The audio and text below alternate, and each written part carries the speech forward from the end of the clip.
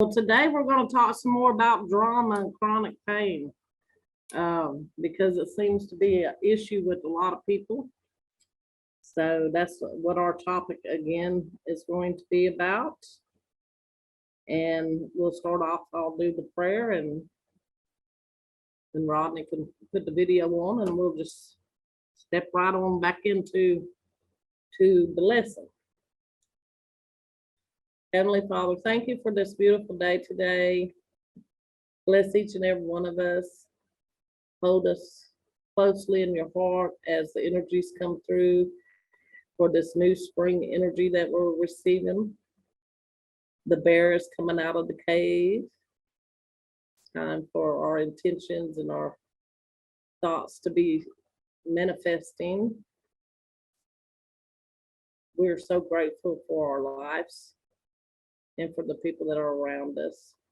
Bless each and every one of us. I hope. All right, I'll share the song.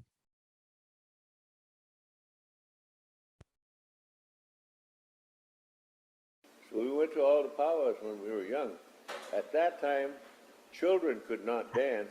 Only people over 50 years of age could dance. Most people do not know this, that the government forbid children to dance Indian. And that was so they could wipe out the culture and the young people, and then finally the new generation would never know what happened,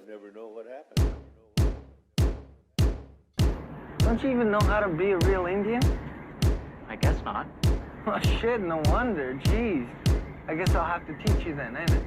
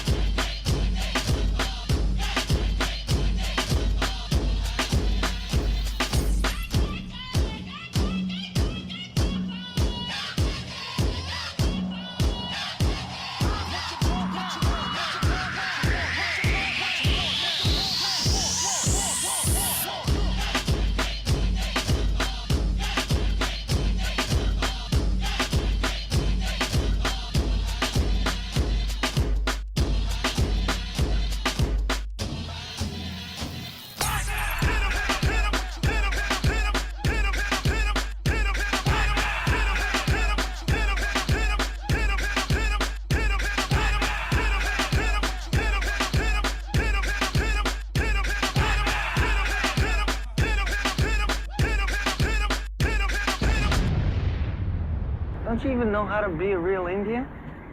I guess not. Well, shit, no wonder. Jeez. I guess I'll have to teach you then, ain't it?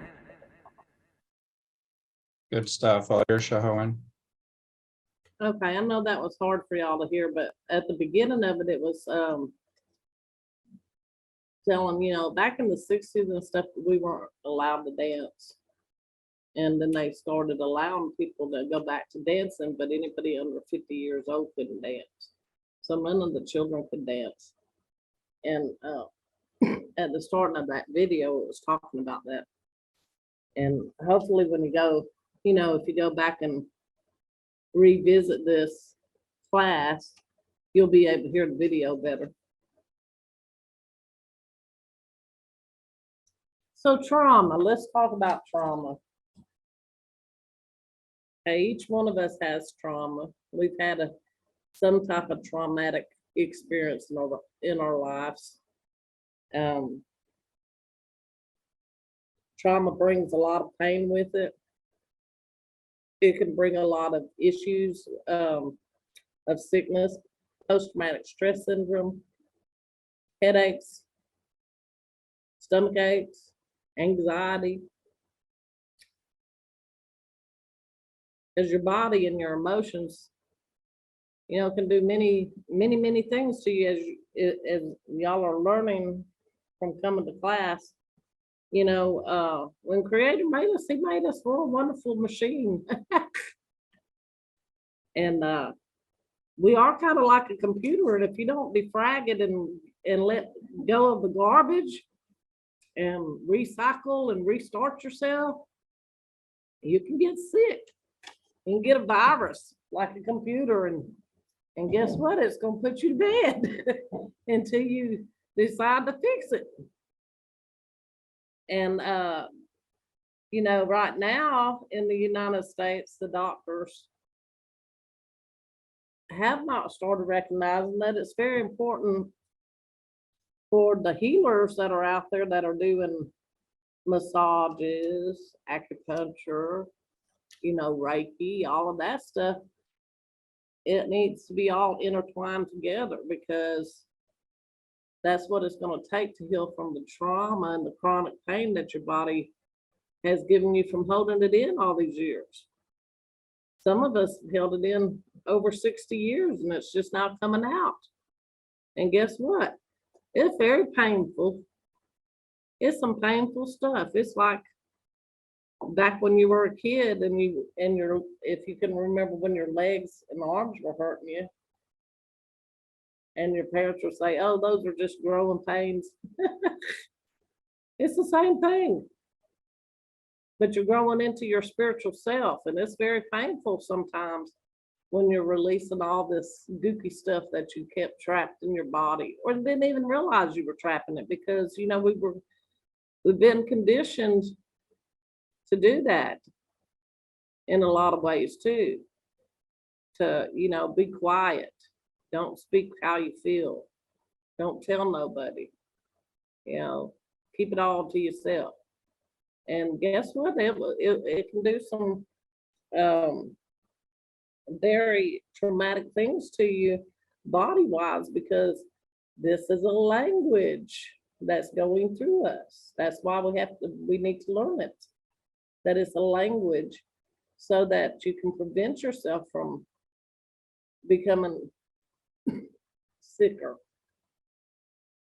and where you can release your body from sickness and heal it from a lot of stuff, because you're holding on to stuff that no longer needs to be held on to. And it's part of raising your vibrational level too. And it's your freedom. But how do you recognize trauma? Some people don't even know they have trauma until they start experiencing releasing it, and they go, "Wow, I didn't even know that was there." Well, that's how it works, because you hid it so far in you when it happened to you. And I know a lot of people that have had really serious trauma.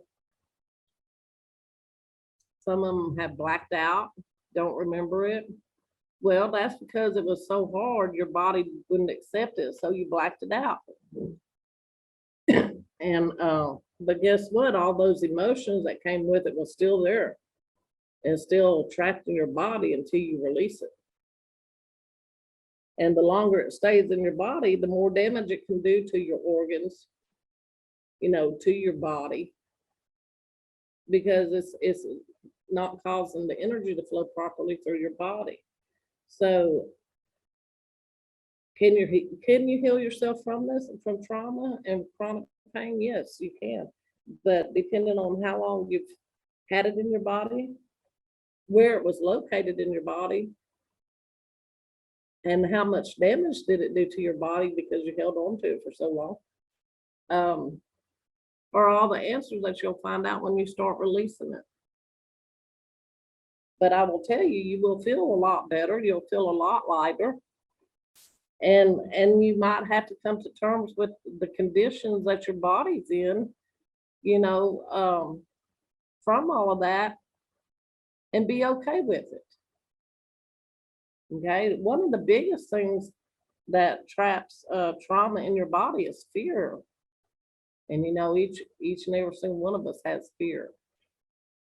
But once you can get through the fear of anything, you're setting, that's your get out of jail free card, I call it, because you're setting yourself free.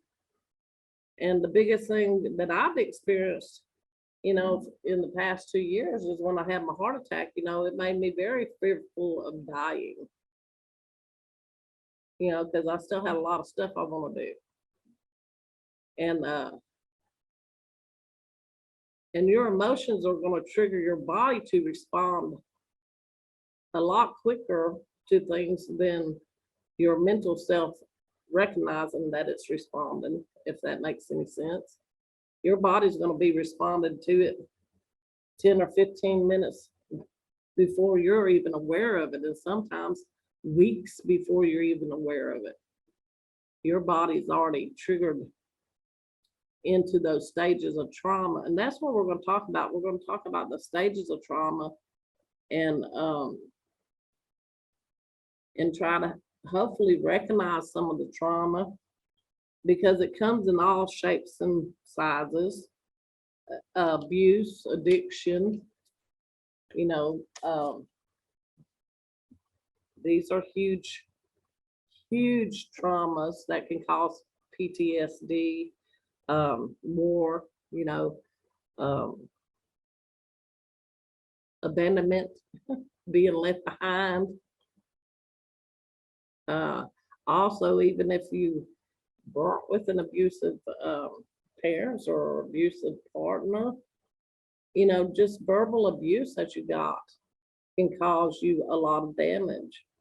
One of the biggest things that I've learned in this past week is one of the biggest traumas a lot of people have is that they were not heard.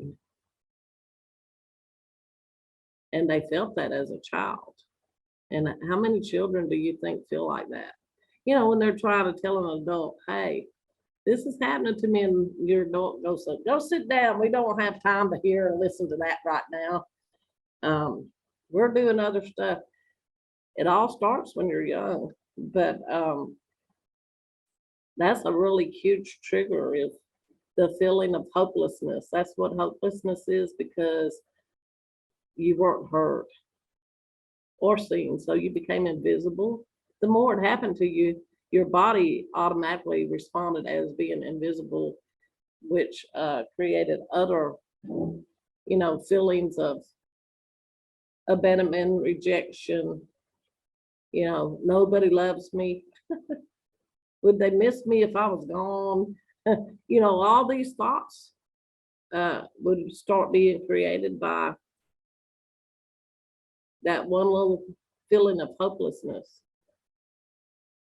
But remember, energy is like, the leaves on a tree. So there could be multiple emotions attached that could trigger these traumas for you.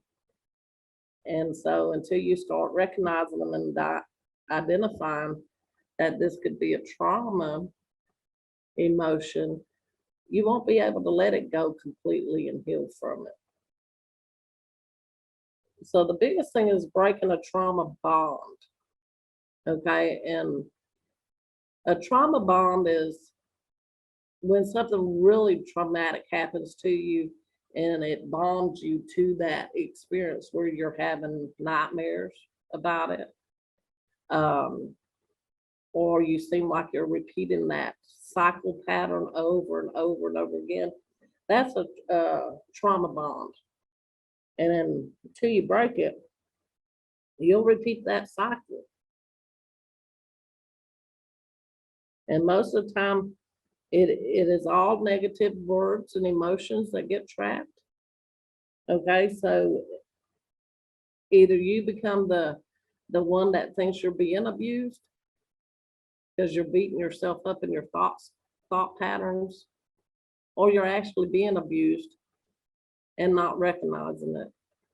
So the very first one that we're going to talk about is gaslighting. Do y'all know what gaslighting is?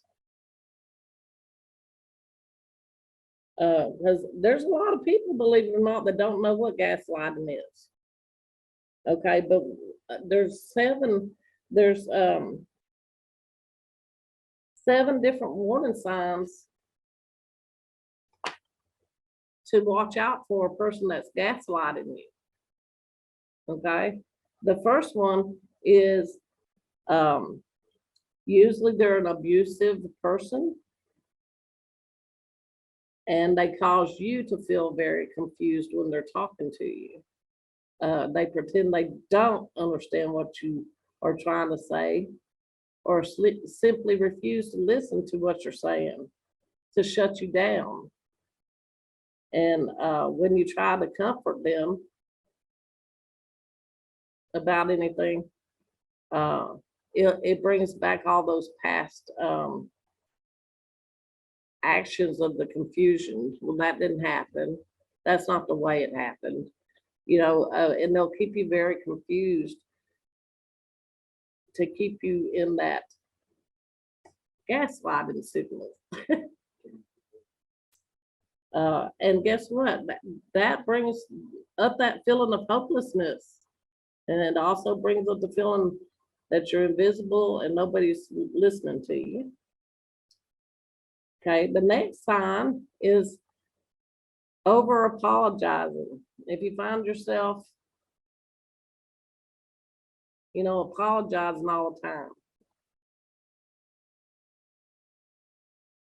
One of the biggest reasons why people do that is because they're afraid of sharing their thoughts and opinions because they've been shut down into that invisible mode that they're not being heard. And I remember I was abused as at a young age. And then my first marriage was very abusive.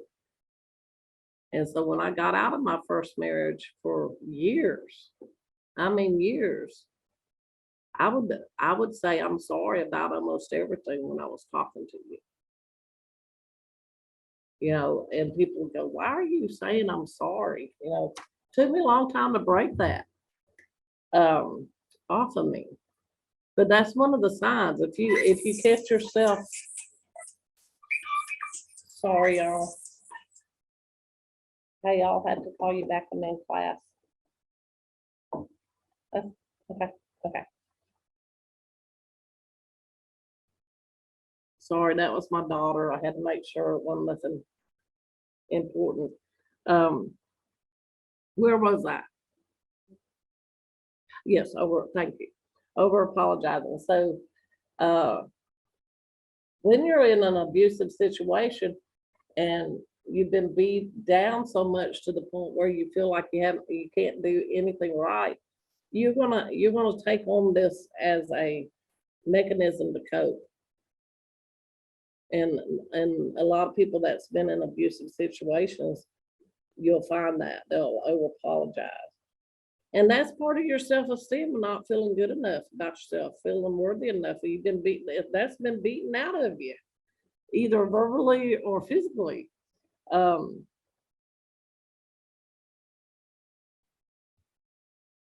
third thing is the person will tell you that you're not remembering what happened correctly,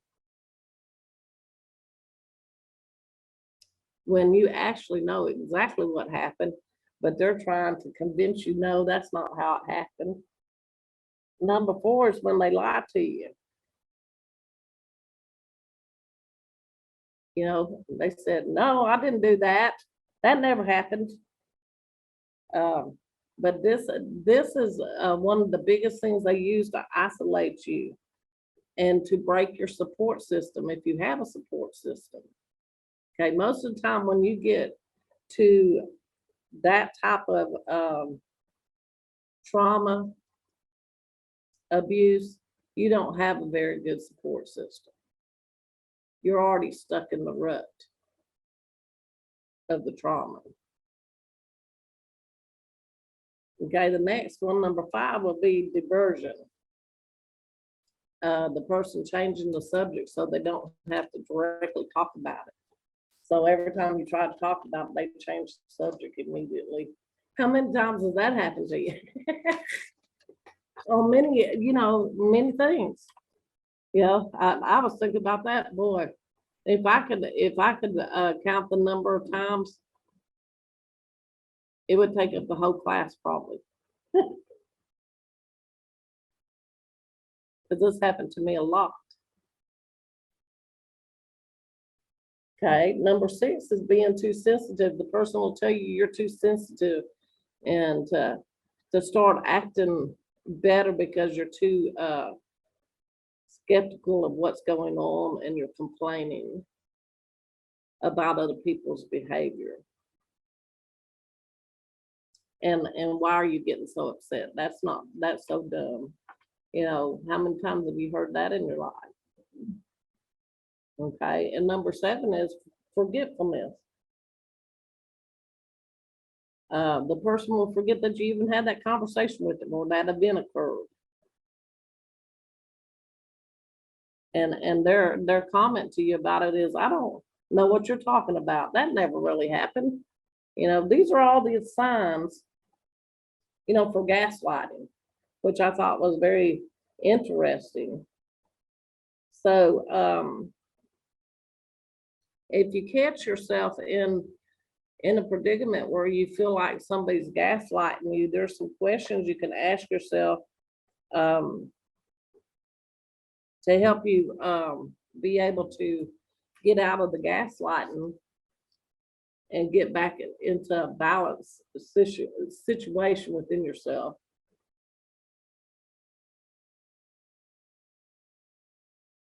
The very first thing is you need to ask yourself, how many times do you doubt your version of the event that took place?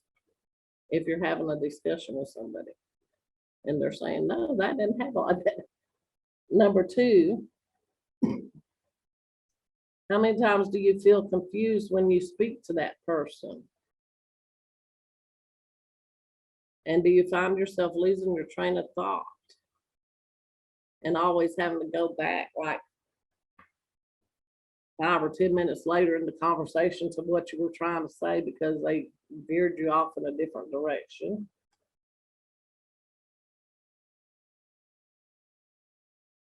And are you really looking in yourself for what really happened and standing on that truth, or are you taking up with other people's version as your truth? That was a hard one because I believe, you know, some of us take the other person's version so we don't have to address the situation and it calms down, especially if they're upset with you. And instead of really getting to the problem. Number 4 is, are you afraid to share your opinion on your fear? Because they're going to tell you you're wrong. That's a big one. Yeah, because you don't want nobody to tell you you're wrong about anything. But that's also showing your self-worth. Can you stand in your truth and be okay and allow somebody else to feel different than you and be okay with that? That's very hard to do.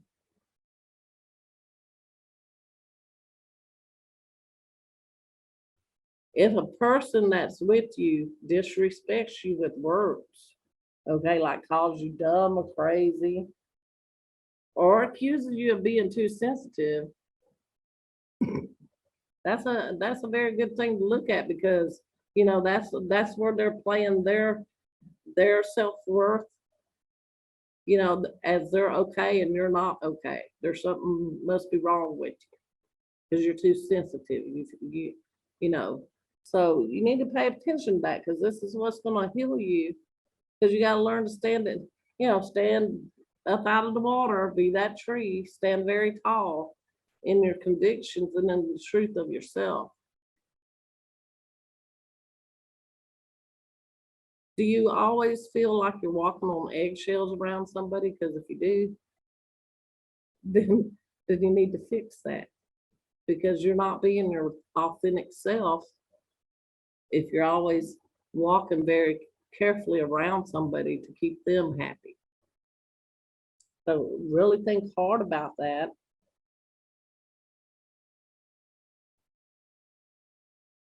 Because when you start getting into this type of gaslighting and stuff, you'll also find that you will start isolating yourself from your friends and your family members.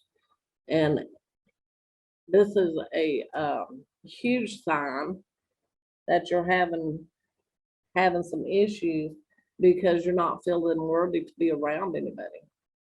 And because this gaslighting has made you feel like that, but that's part of your support system, okay? And that's what it's aimed to do, is to take you and break your support system around you so that you feel like you're by yourself and you don't have nobody. And we all are learning right now that that's not true, right? Because we all have a support system. We have people we can go talk to. But it goes back to your true self. Are you strong enough to stand with inside yourself and pick up a phone and say, hey, I need to talk to you. I'm not doing good today. Can you help me? Can you just talk to me for a little bit? How many of us can really truly do that without wondering how the other person's gonna accept that when you call? But this is what this class is about, you know. Each one of us on this class is a part of this support system that we're building in self-love. So we should be able to call each and every one of us on this class without ever feeling like that, because we know that each one of us will understand. That's a good support group. That's what we're building. You know, unconditional love support, because we all need it.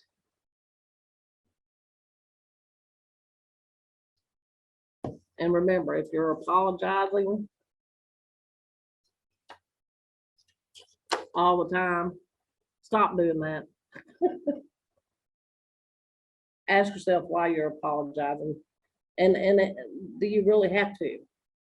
Did you do something wrong that really deserves an apology?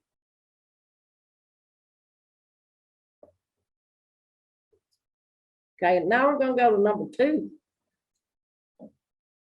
This one, I thought this was really good. How many of y'all have ever been love bombed? I didn't even know there was such a word.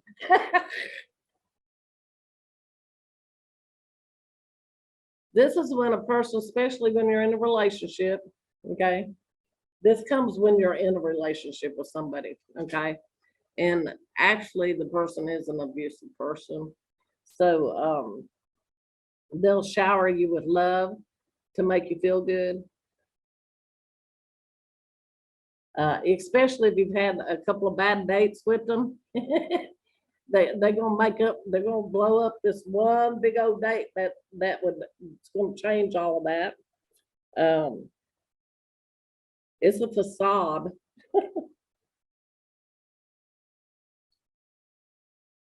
And you know, if you're getting into a new relationship with somebody, you're already excited about being in that new relationship, so you can be love bombed without realizing it. Yeah. So you need to learn how to distinguish between the true expression of love and the actions of a narcissist. Do all of y'all know what a narcissist is? Did Redbird leave? Did she have to go somewhere? She said she was having a low sugar reaction and had to go. Oh, bless her heart.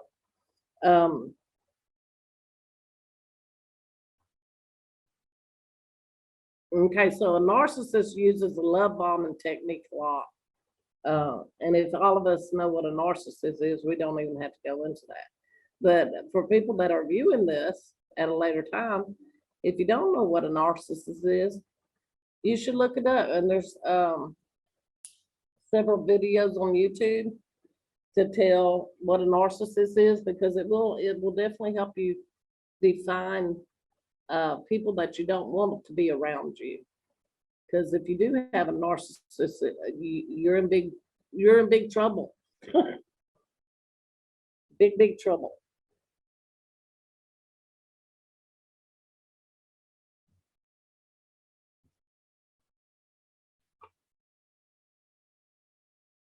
So there's 10 warning signs for love bombing. Okay. The very first one is the person wanting to spoil you. So they'll buy you lavish gifts, take you on expensive trips, adorn you with jewelry in a short amount of time. They'll later remind you on how much they've done for you and how many gifts they've given you. Okay, that's number one. Number two is they'll say, am I going too fast for y'all? If I am, just raise your hand and let me know and I'll slow down a little bit. Number two is, I've never met someone more beautiful than you. Think about that statement right there. I've never met someone as beautiful as you. Well, you know, there's a lot of beautiful people out there in the world.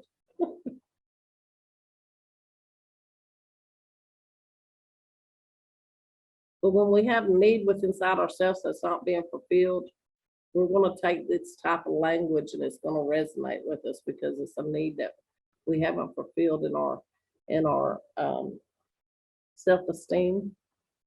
So we're going to be really drawn to people that say these types of things to us. They overwhelm you with compliments, even before they know you well enough.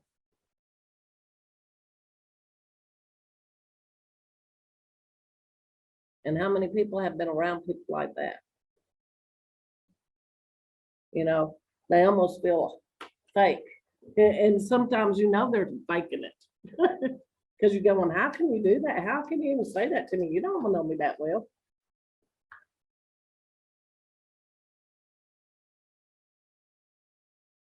Okay, the third one is they'll be telling you they want to spend all their time with you.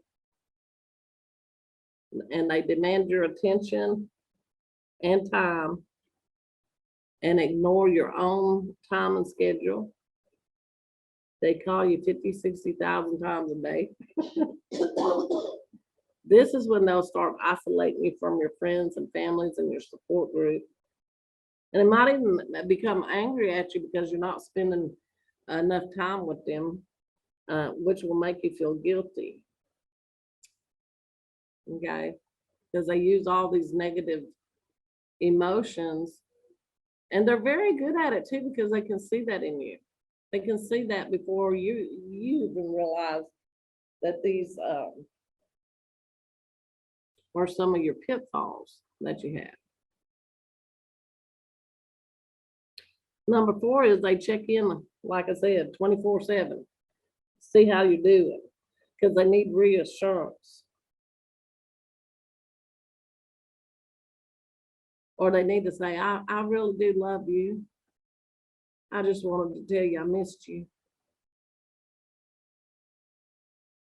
They're actually trying to find out where you are and what you're doing because of trust issues that they have within themselves.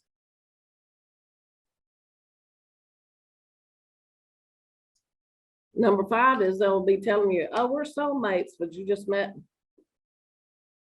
2 hours ago.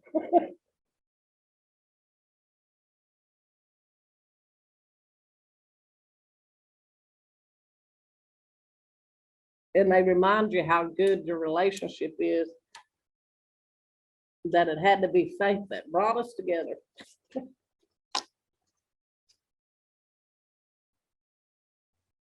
Number six is when they start talking about moving in with you real quickly or getting married, when we're married or when we have kids, and then they'll start pushing and applying pressure in their talks to you into rushing into things and making big plans for the future when you're not really ready and you're trying to tell them, I'm not ready. Can we slow down a little bit? But they keep pushing, no, no, no, you know. How many of y'all have been in a relationship like that or been around people like that? I have many times.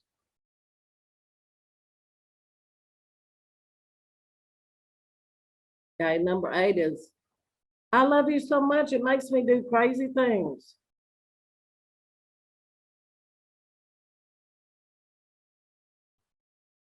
This is when it really triggers. This is a trigger one for when they can become very abusive and start beating on you and hitting on you.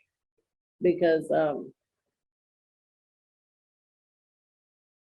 when they start criticizing or challenging you because you're standing up to be strong, that's when it can become violent. So be aware of this, because people can use this. Yeah, you're correct, Sherry. It is. That is the worst one. But this can happen in friendship too. It doesn't really have to be like in a romantic. This one right here that we're talking about. It can be done in a friendship, where the friend just wants you to be their friend and only their friend. You can't have no other friends. So you have to pay attention to all of that. Okay, if they bring up their story, because all of us have a storyline, right? But if they keep bringing up their ex relationships and let's just say putting a label on it that their ex was a psycho, their ex had problems. Remember that that's a two-way street.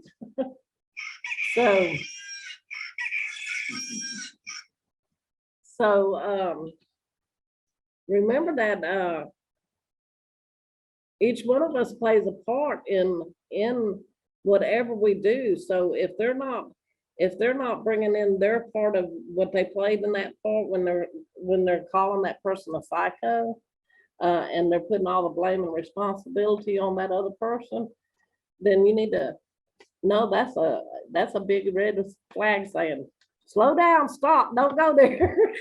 Yeah. So you need to really look at that, because you might be the next ex they're talking about going, she was psycho, when it wasn't really you at all.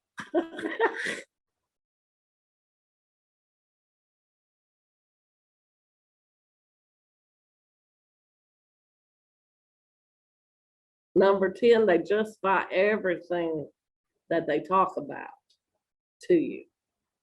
And they justify their bad behavior. And I'll tell you, this couple that I was counseling in New Mexico, when I was in New Mexico,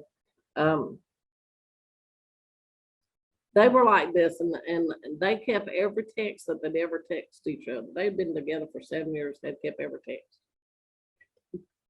And when they come in to see me, the girl had hers all printed out so I could see them. See, this is what he did to me 7 years ago. This is what he said to me. And I'm going, oh my goodness. But it was tit for tat. And both of them, okay, were narcissists. So that was a very hard thing to have two narcissists fighting and bickering on who's going to have control over the relationship. It was quite interesting to watch, and you can learn a lot of behavior stuff. But yes, when they start writing things down and throwing it up in your face, well, you did this then and you did that, that's bad.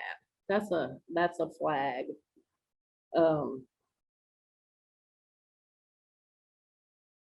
When you start seeing these red flags, you need to start asking questions to yourself. Okay. And you need to start setting your boundaries and respecting yourself. That's the biggest thing. Respect yourself. Respect your boundaries.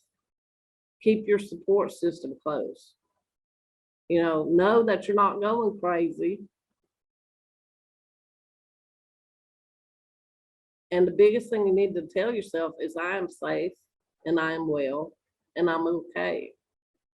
Because it is a self-esteem need for you to have somebody look at you, make you feel good. That is a part where you have to replace within inside yourself at that time to make your own self feel good, so that you won't be drawn to that type of energy. Because that can really mess you up. It can trap you in a cycle pattern for quite a long time, until you become aware of it. And when you do become aware of it, you go, why did I ever do that to myself? Well, it's about respecting how you feel. And guess what? We all have a voice and we have a right to be heard.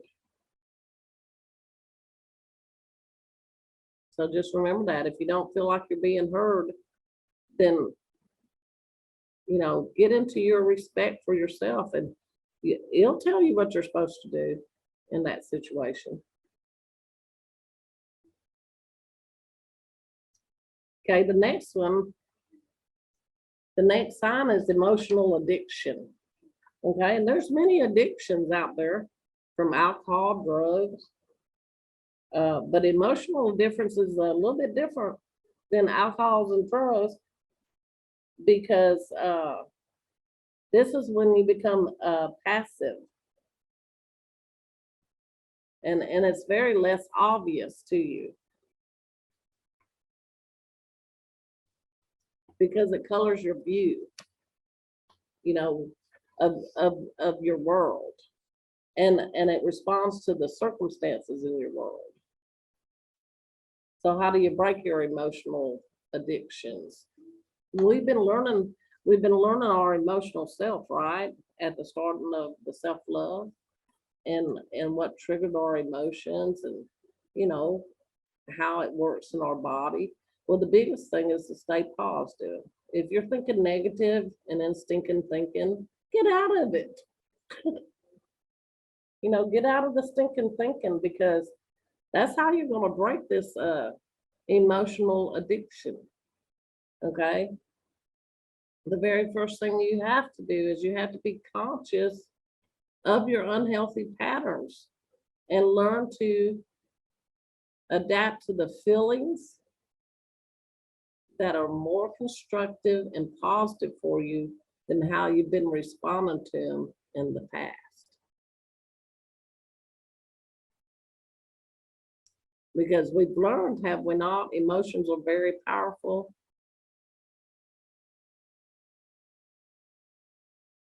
If you manage them right, they're going to give you logic and reason for everything.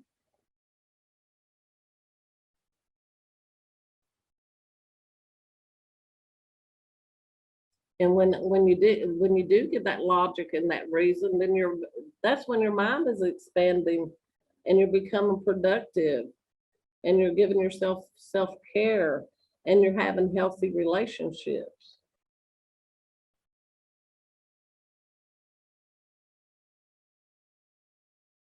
And we know what shadow is, right? It's ego, right? And so your shadow self in your emotions can become very primitive in an instinct. So before you realize you're doing it, your body's already responded to it. These are the patterns that we're now learning to break. That's why we're talking about all of this stuff. But if we don't break them, guess what? It leads us right back to the same consequences. And we have to go through the same emotional pain and suffering, to experience it, to go, why did I do that to myself? Why?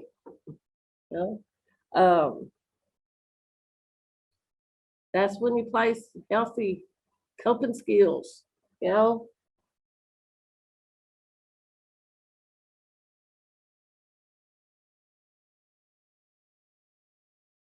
when your shadow's thinking and you're in negative behavior, you're going to make unwise decisions.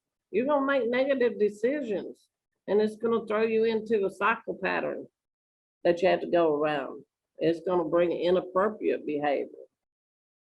It's going to cause you to have injuries in any relationship where somebody says, you hurt my feelings. I don't like you no more. So it's going to tear down everything that you've tried to make. And this is where your emotional stress comes in. People say, oh, I don't know if I recognize my stress. Well, that emotional stress is hard to recognize, but we all have emotional stress. But you can be independent from the stress. Okay? Independent instead of dependent. But you got to decide which one you want to be. It's the same thing as shadow in spirit, you know. Independent is when you're realizing that you're in emotional stress and you're actually providing a positive way to release it and to move away from it if you're in it, if it's somebody else doing it to you. And that relief is coming properly. That's being independent from it. And we all know what dependent means, okay? If we're not moving away from it, we're just adding more stress onto it. And guess what it's going to end up causing? It's going to cause sickness in your body because you're not releasing the stress, you're adding more stress to it. And that's where alcoholism comes in, that's where drugs come in, because you medicate yourself to get some form of relief. And the more stress, the more extreme it gets, it can turn into trauma triggers, trauma bonds. And some of us have had some hard lives. So we have trauma bonds that we have to look at and to break. If it has become an emotional habit, that's a trauma bond. Okay? So an emotional habit, how many people eat when they get angry? Okay, and that's one of the examples. How many's a shopaholic? You go out and go shopping because it makes you feel good for that split second. Well, these are all trauma bonds that need to be broke and it need to be addressed, in a positive way so that you can do it in a healthy manner and your healing will come in. And believe it or not, when you start doing these cycle patterns and seeing the cycle patterns, you'll start developing a very healthy emotional habit. Unconsciously, without you realizing it, you'll start seeing, hey, I need to stop for a minute and look at this. And that's when you'll know that you're healing your self-esteem and stuff, because you're taking the time to really stop and focus on yourself. And it's okay. If the other person is still going 90 miles an hour, that's okay. Because they can't fix you. You can only fix yourself. And over time, that feeling becomes a baseline of your foundation on how you respond to things, how you will respond to stress.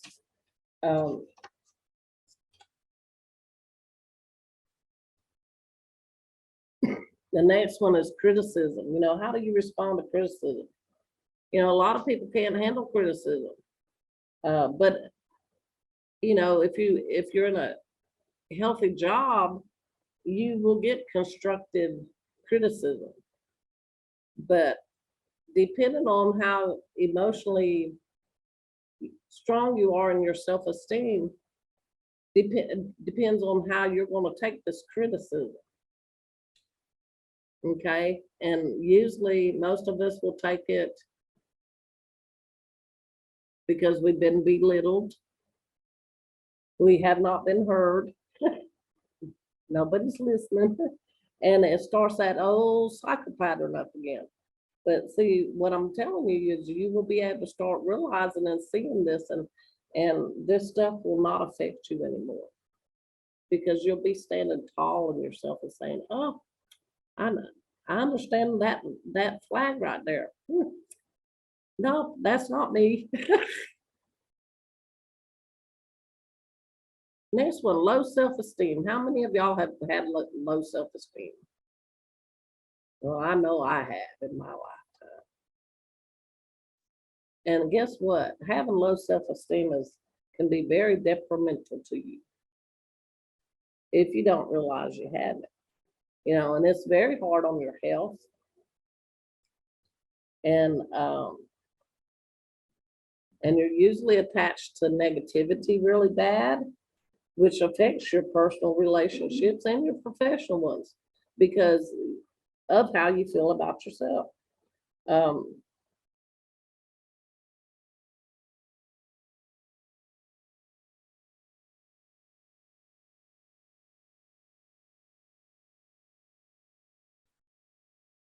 It's sad to say this, but low self-esteem comes from yourself, comes from your mental self. Okay? Did you do it to yourself?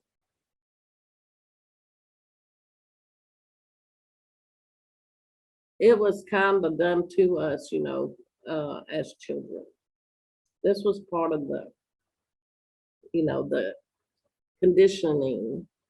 And if we had good parents, they taught us how to, keep our self-esteem up because they encouraged us. But if you didn't get any encouragement as a child, then you can bet your sweet bottoms that you had low self-esteem at some point in time in your life. And if you haven't ever worked on it, then you need to start looking at that and start working on it, because guess what? You are worthy of all things. You must first love yourself. Give it back to yourself. You don't have to live like that anymore. You know, you don't have to think like that anymore. It's a brand new day, a brand new you.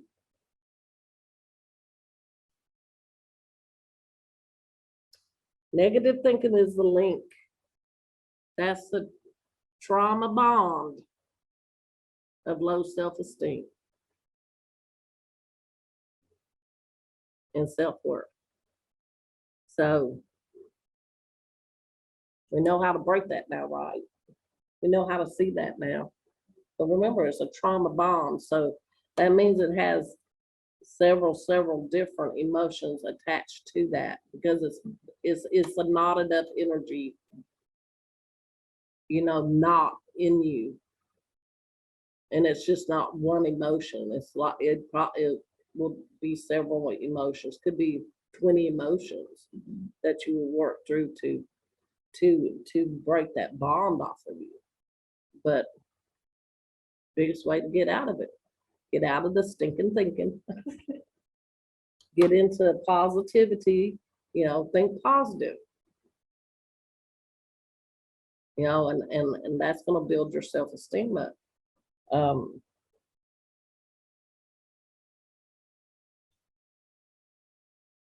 When you have low self-esteem, you're going to be sensitive to criticism. Okay, these are the warning signs. Okay, you're going to socially withdraw from things. You're going to tell people, no, I can't go to that. Sorry. You're going to get angry at things.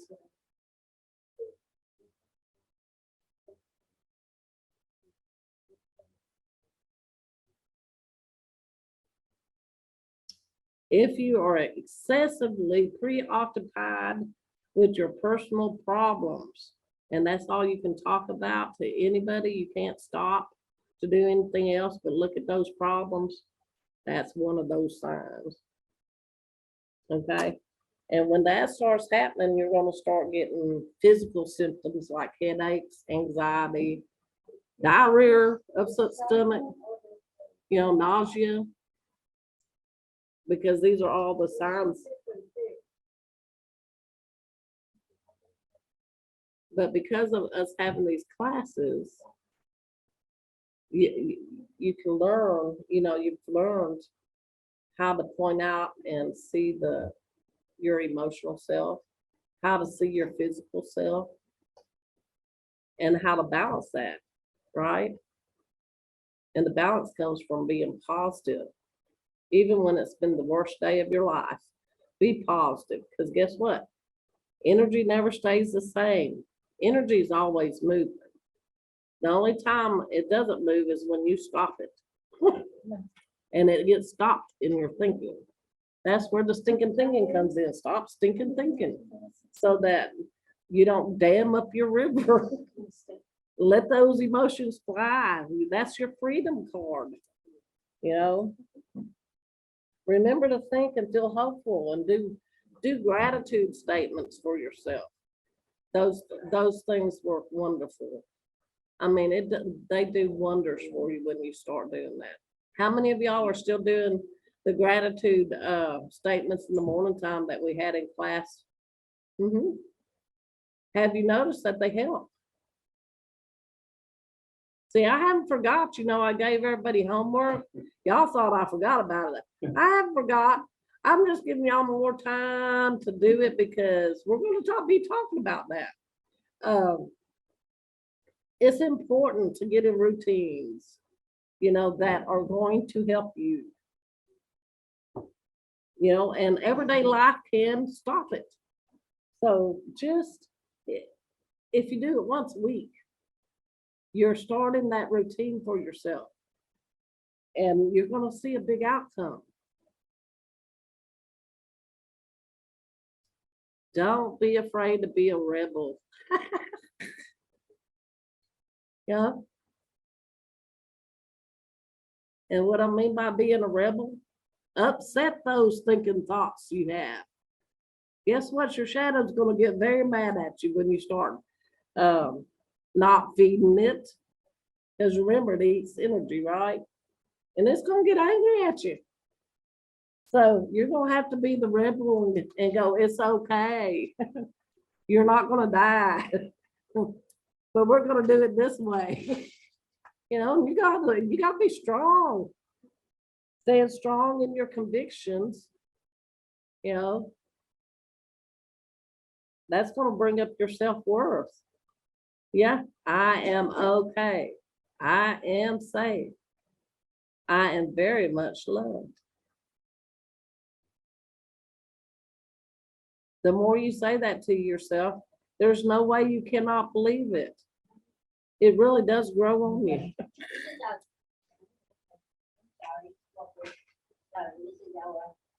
Self-love. This is the self-love. And remember, no one's perfect. No one. There's no one on the world perfect. Everybody makes mistakes. Every single one of us makes mistakes. That doesn't mean you're a bad person at all. You know what it means? It means you're human. And us humans make mistakes. The biggest thing for your self-worth, to bring up your self-worth, is trust. How many of y'all have trust issues? That comes with the territory, of gaslight and love bomb and all this stuff we've been talking about.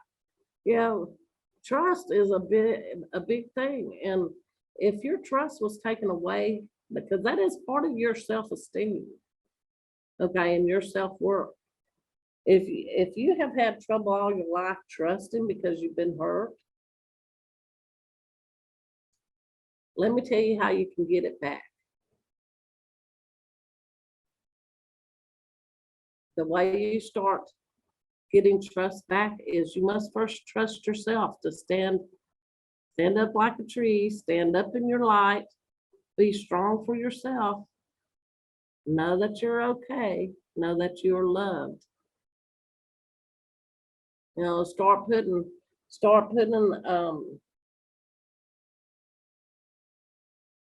some priorities down for you, some restrictions for yourself. I'm not going to do that again because this is what will happen. This is how it will make me feel. And I want to love myself. And guess what? Like I said, the more you get into this new routine, guess what's going to happen? You're going to just keep staying in the new routine because you feel good. Because you are good. You are worthy of all things. But the main key is trust. So learn to trust yourself. Build your trust up. Because guess what? When you do trust yourself, nobody can take that away from you. Nobody can take it away. But see, it got taken from us a long time ago because we didn't know that nobody could take it away from us.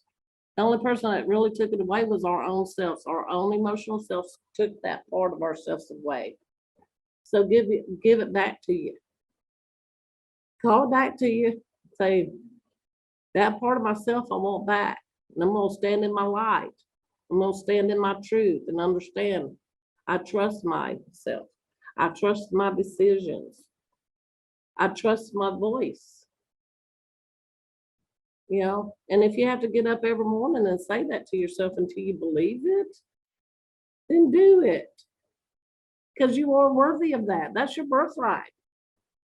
And guess what? Once you trust yourself, there won't be anybody untrustworthy that you will not see before it happens to you. But see, the biggest thing that keeps us from doing that is fear, because fear comes right along with it. Okay, but if you really truly trust yourself, nobody's going to come in and hurt you anymore, because you're not going to allow it. And you're going to be able to see it before it comes to your doorway. But it's going to be up to you. It's up to you, you know. And this is what we're going to teach the kids, okay? We might be learning this right now, but guess what? We're going to teach the babies this. We needed to know it as a child, but it wasn't taught to us. Okay, and we're going to go back and teach to the young kids. That's what the grandmothers and grandfathers are coming about, right? You see them all over Facebook. How many grandmother circles do you see? Well, guess what? They have grandfather circles too, and they go around talking to the kids. They go around and they're teaching this stuff to the kids.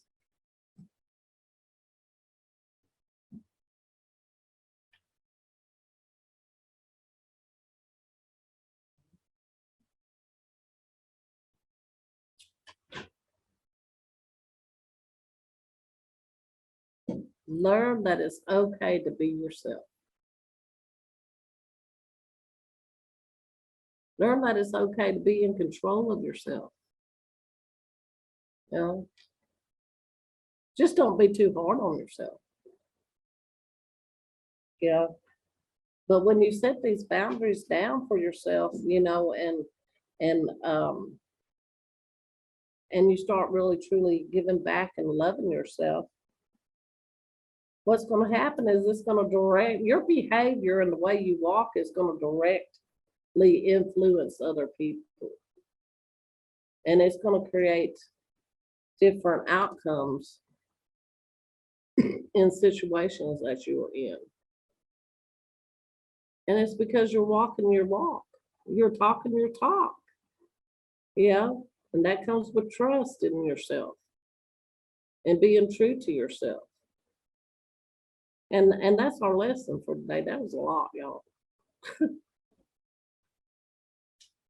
But really, truly, start thinking about your trust, your trauma bonds, because all of us have them.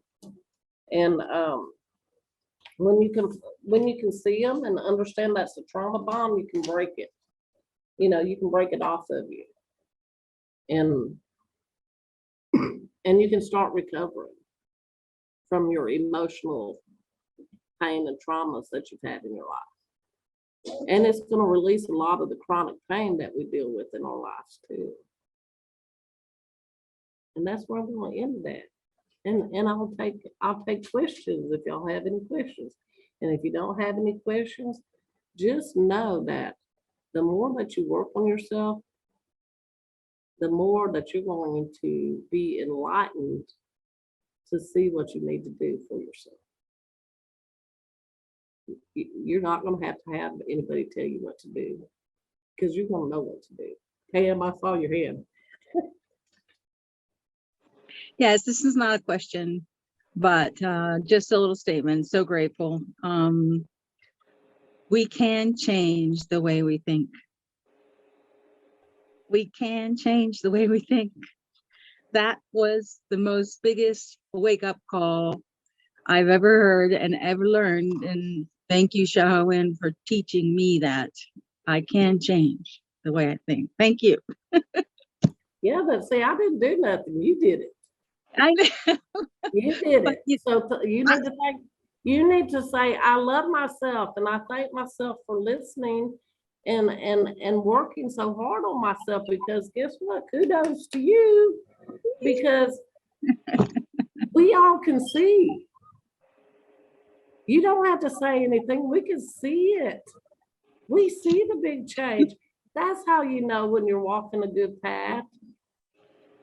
You know? Yes, I'm so grateful. Thank you so much. And Thank you I so much. For appreciate that. you. Okay. I appreciate you, but I really didn't do anything. You did all the hard work. Because it takes a lot of hard work to break these cycle patterns and stuff. And see, like I told you, I had this girl that walked with me for 14 years. And I still love this girl. 14 years. She walked with me. Oh, I know that. Oh, yeah, I know that. In the 14th year, I turned around and looked at her and I said, when are you going to start walking it? Until this day, she still has not walked it. But she will tell you, oh, I know that.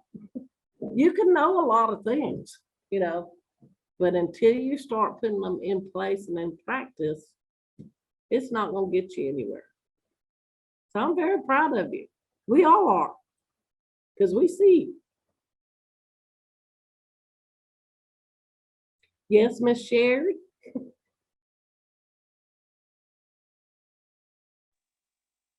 Hello, thank you for your topic today. It was, I'm like, did you know that relationship I was in? Did you know that person? Because you're like describing to a T. So unfortunately, but what made me, I was so upset with that. I'm like, where do I begin? There's so many things going through my head. The big thing is growing up, I saw this behavior in my household, and I was like, oh, I'm never gonna have I would never want that kind of relationship when I grow up. But what I didn't realize, I didn't know about frequency at the time and vibrating, and even knowing that the most important relationship to cultivate was self. So these are lessons I had to learn along the way. They're really hard lessons too. Yes, they But are very hard lessons. I feel that if if a child grows up in a household where they see this kind of behavior going on, they either become the perpetrator or the victim. They repeat that in a way that they're either that perpetrator or that victim. And so stopping that cycle can't happen unless there's awareness brought into it, because anyone can get into a bad relationship. But if we have these tools earlier on and had more circles, how you were saying, and it doesn't have to be like a therapy, like a stigma, but just like an open counseling group that people could drop in into and say, because then what happens later on is you get healthy people, people need they don't always have the tools, and then they end up in these relationships. They might notice those negative traits themselves, or they might notice that, oh, wait a minute, I'm in this relationship. I'm so far in now before I saw it. And then there's a codependency, but they don't know how to get out of it.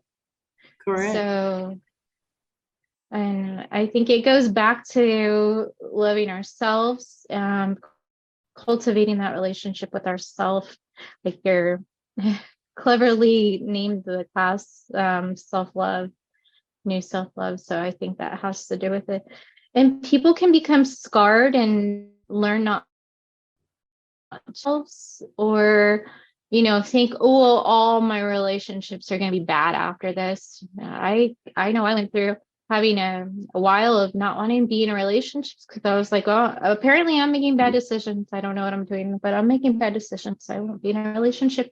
And I did that for a while, and I'm like, okay, I took the time and space I needed, but okay, let's start working on and doing those things.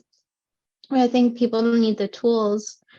They're finding groups is really important to talk and have, like ours, but when they're in it, because if they're being gaslit, they will be told, you know, the shirt they have on is black when it's green, or they're holding a pillow and it's a cat, or I don't know, whatever, making them think that their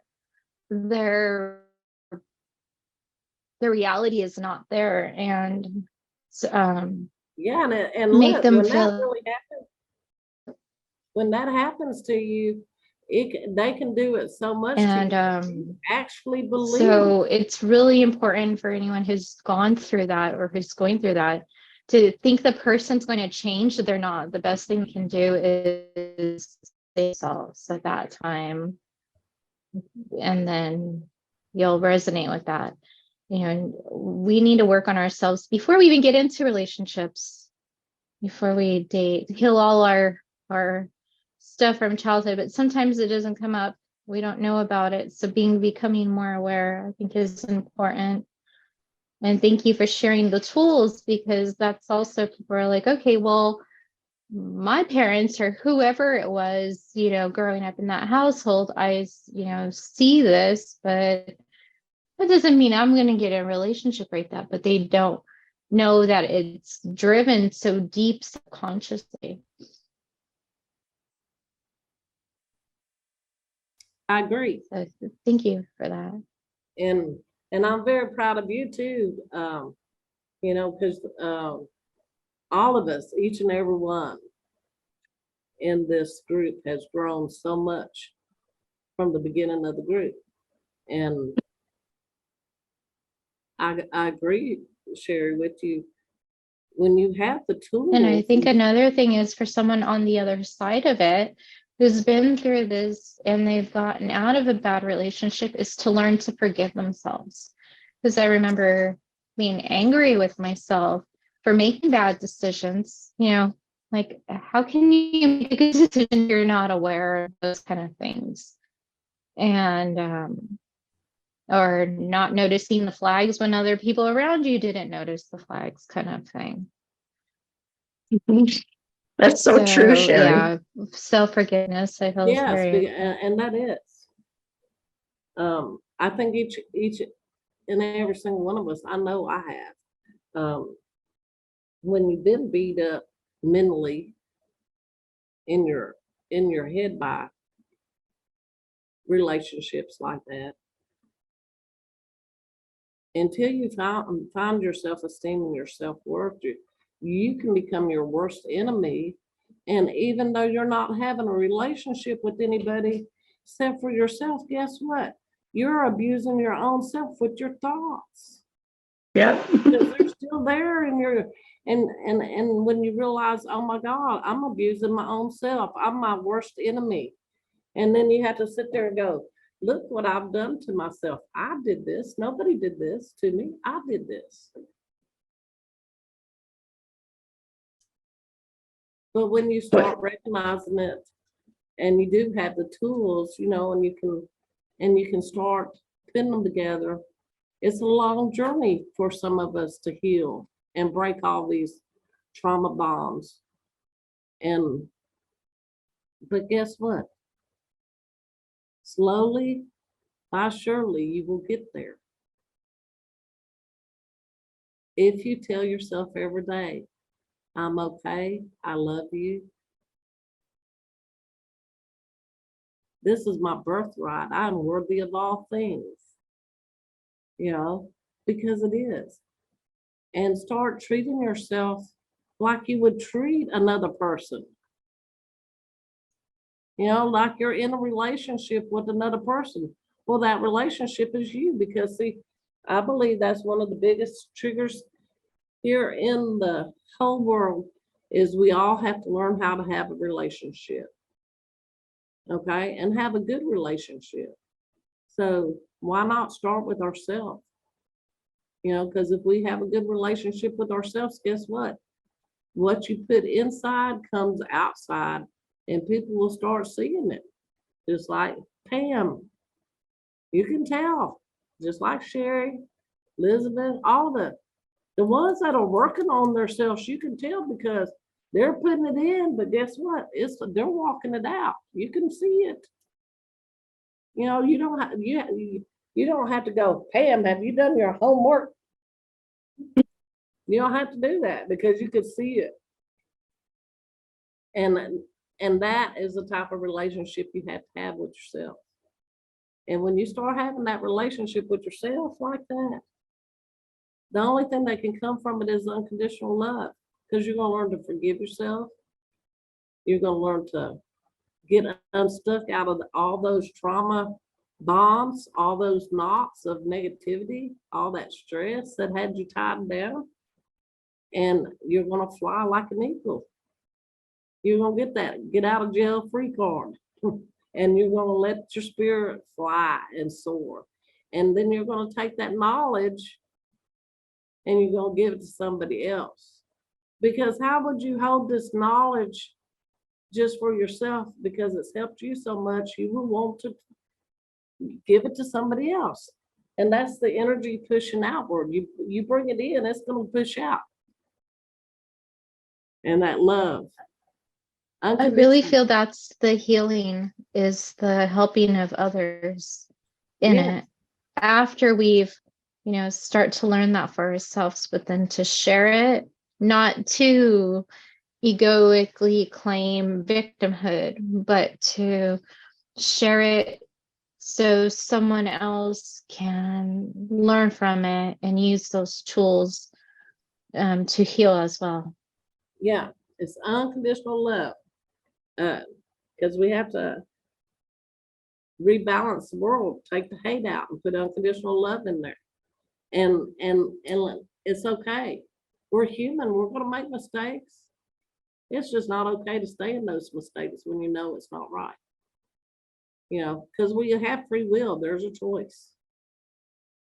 But all of us coming up right now that's learning this, we will teach it to other people. Whether you say you're going to be a teacher or not, guess what? You are the teacher, you are the student at the same time.